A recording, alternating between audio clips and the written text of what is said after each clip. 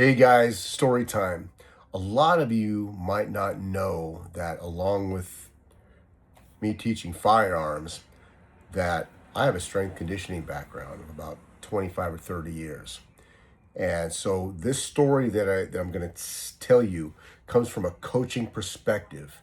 And we have a lot of instructors, a lot of great instructors, but you have to excuse me. I think I have a sinus infection caused by allergies. So you have to bear with me here a little bit. Okay. Anyway, I have a coaching background, 25, 30 years of strength conditioning coach, high school, college, NFL players, right? From all different sports. Um, again, from high school to elite players. So what I'm saying right now is coming from a coaching background to what I teach on the range.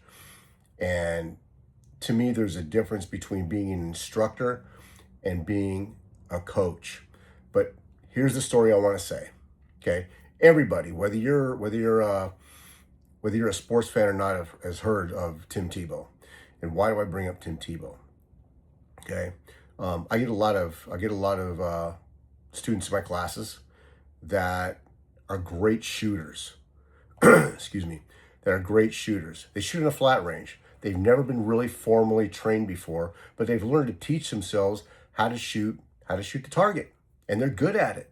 And they've been doing it for a long time, right? And so this is the point where I come where coaching comes in, right? Here's the Tim Tebow story. Okay, Tim Tebow, if you haven't noticed or if you don't know, right, is probably one of the greatest college quarterbacks of all time. There's really no denying that. That being said, he has been throwing, his throwing mechanics, right, have been the same way probably, I'm going to say, since Friday Night Lights, FNL, since he was a little kid, right? He's got that 3/4 sidearm release, right? He's left-handed, but it works for him, right? It's worked for him all the way through high school. It's worked through him all the way through college. Extremely successful in college, right? He gets drafted, right, and he brings the Broncos right to their first playoff win in a long time, right? Now they didn't go all the way, but they brought him in, and they when they recruited him, he started, and he, if you go back and you look at the films, probably had one of the greatest drives I've seen in a long time, right? And he did it all with that same throwing mechanic. Okay, so after that, okay, he gets traded to the New York Jets because Peyton Manning came in and took over for him in Denver. Okay, he's a high dollar player. He's a Hall of Fame quarterback. It makes sense, right? Either Tebow sits on the bench or he goes to New York and starts. So that's what he did. He went to New York and he became a starter for the New York Jets.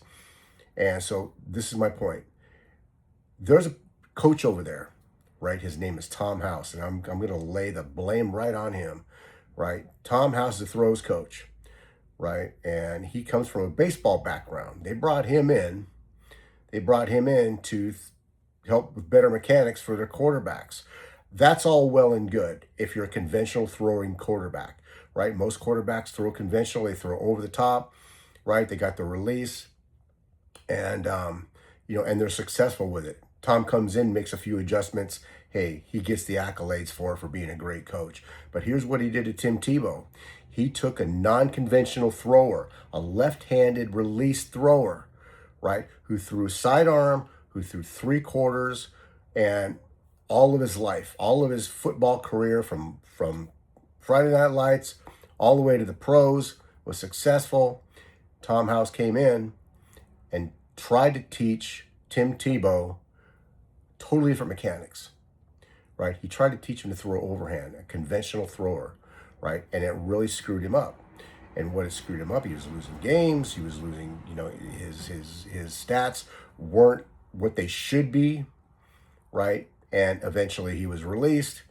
And for all intents and purposes, he's gone on to bigger and better things, right, with his foundation. all that aside, what I'm saying is, right, to a lot of instructors, right, you guys get people that come in sometimes. I do, and I'm coming from a coaching background. I get people that come in and they don't have a conventional grip, right? They don't have a master grip. They don't have a combat grip. They might have a teacup. They might have something a little funky that's kind of like a master grip, but it's not quite there, right? But they shoot great, right? They shoot great, right? So all we do is just make a little bit of adjustments. What we're not going to do, or what I am not going to do, is I'm not going to reinvent the wheel with these students, right? And try and teach them a new grip that they've been shooting with for years and years and years, right? It doesn't make sense, because then you come back with what's called the Tebow Effect, in my opinion, right? Now these guys come in, they've never had any formal training. They want formal training, right? We go through our basics when we start shooting. We start live fire, right? And they're shooting great with the grip that they have. Even though I teach them that, and I'll tell them they might be off with the grip that that I show them, and I say, okay, go back to your conventional grip, the way you were shooting, right? And it changed everything. It went back. That was their comfort zone, right? So since that was their comfort zone, I didn't change a thing. Even drawing from the holster, when we moved on to the next phase of our classes, right, into our tactical 2, right, drawing from the holster and things like that, I didn't change anything. They knew to keep the finger off the trigger. They knew all the safety rules and stuff like that. So I wasn't gonna change anything. We always go over that anyway, right? But drawing from the holster, they shot great, right? Shooting and move, shooting on the move.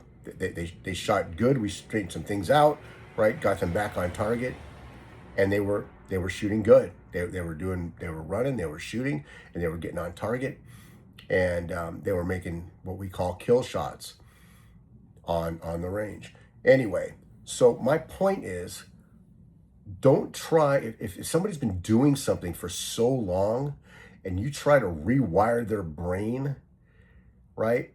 You're gonna have a very difficult time. You're gonna come up with a frustrated client, because you tried to show them something different than what they're totally used to. Now look, if they're a new student coming in and they've only shot a couple of times, yeah, then we're gonna go ahead and go with the conventional, master grip, combat grip, whatever you want to call it, right? We're gonna teach them that grip, and we're gonna have them get used to that. And we're gonna have them dry fire with it and things like that, okay? But that's my point. You don't want to have the Tebow effect with somebody who's been shooting for so long. If that makes sense to you, let me know. It should make sense, right? But if you guys have any questions, I want you to hit me up down below. Any questions, comments, or whatever. All right, until then, talk to you later.